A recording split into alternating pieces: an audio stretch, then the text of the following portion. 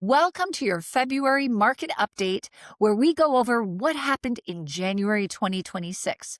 In this episode, I'm going to review what's been going on in the Dufferin County and in the Wellington County, specifically zeroing in on the bigger markets of Orangeville and Fergus. If you're watching the market and thinking, is it picking up? Is it slowing down?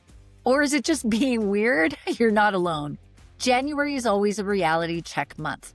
It sets the tone, tests buyer confidence, and shows us how much negotiating power is actually on the table. Today, I'm going to focus in on what matters most: sales, new listings, average prices, days on market, sale to list price ratio, and which home types are moving more and which ones are moving less. So let's get into it.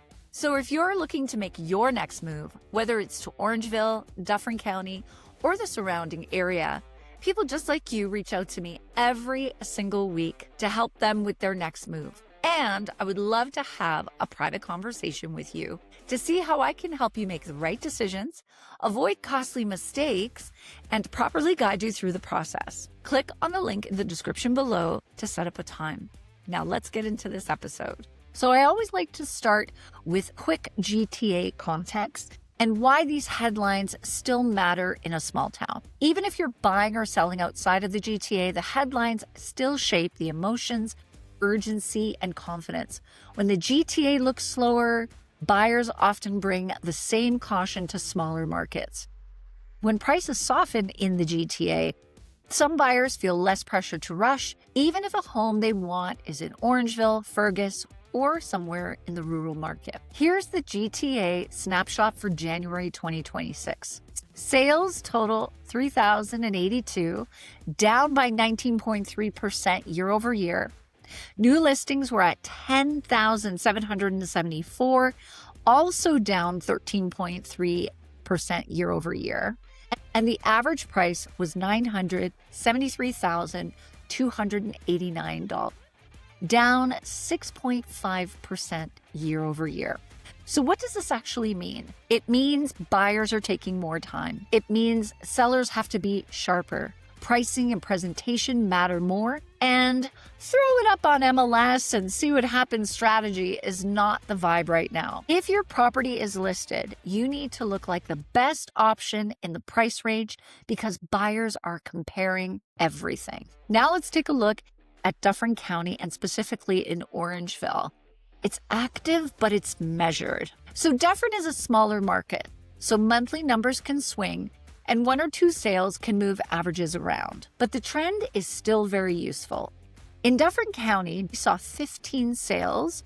The average sold price was at $115,300. What's selling more?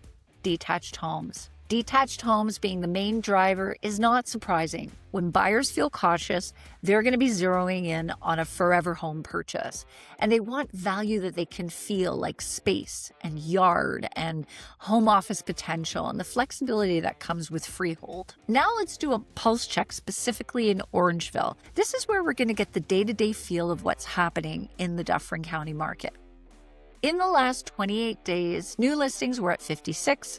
Sold homes were at 14, median days on market were 43, and the sale to list ratio was at 97%, which is still pretty good. This is the kind of snapshot that tells you negotiation is back. A 97% sale to list ratio means most homes are not selling at full ask, and buyers are leaning on comparable sales and days on market to justify their offers. This is important. Strong homes still sell. If a listing is priced to reality and shows well, it'll move. If it's overpriced, cluttered, and feels like work, buyers are slower to bite, and the negotiation is tougher. So now let's take a look at Wellington County, and in particular Fergus. It seems to be more buyer-friendly with clear differences in home types. Wellington County is showing buyers a bit more leverage right now. We can see it in a balance between the sales and new listings, and we can see it on the days on market. So let's take a look at it. Sales for Wellington County was at 109. New listings were at 413. The average price is $790,767. Then the market split on the type of home. Freehold was 76 total sales versus condo, which was 33. That new listing number is a big signal. When supply is higher relative to sales, buyers have more choice, more time, and more confidence to negotiate. Also, the freehold versus condo split matters a lot. Freehold is still doing more of the heavy lifting, 76 sales compared to the 33 condo. So what this means is if you're selling a freehold property, demand still exists, but you still need strong positioning. If you're selling a condo, expect longer decision cycles and tighter negotiation, because buyers feel like they have options. Now let's zoom in on Fergus, because it gives a street-level view inside center Wellington. If we look at the last 56 days from the beginning of January to middle of February, there was 73 new listings. The average sold price, though, was at $693,295. The sale-to-list ratio was 97%. That 97% sale to list is a headline again. It's consistent with the market where buyers are being careful and are not overpaying just to win. At the same time, sellers are still getting solid outcomes when their home is priced right. In a market like this, priced right usually means it matches today's comparable sales, not last year's peak, and the listing removes friction. It's clean, it's bright, well photographed. So what does this mean for buyers and sellers right now? Buyers, if I'm speaking to you directly, you've got more selection, you've got more time, and it's a good thing because you've probably felt rushed in the last few years. Negotiate with the facts. Use comps, which are the comparables, and the days on the market.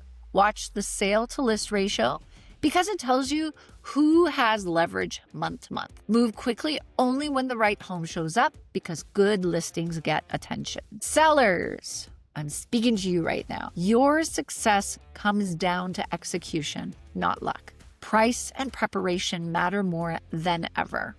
The best looking listing in the price band wins. Remove the friction by having a clear launch plan, strong photos and video, and a home that feels easy to buy. That's your February 2026 real estate market update for Dufferin County and Wellington County, with pulse checks for Orangeville and Fergus. Thanks for tuning in. Please subscribe to my channel if you want to hear more market updates on a monthly basis. Also, check out my podcast for some great guests talking about all the different parts of the real estate process, about the different communities that they live in. Check it out, Rockin' Realty, here on my channel. See you next time.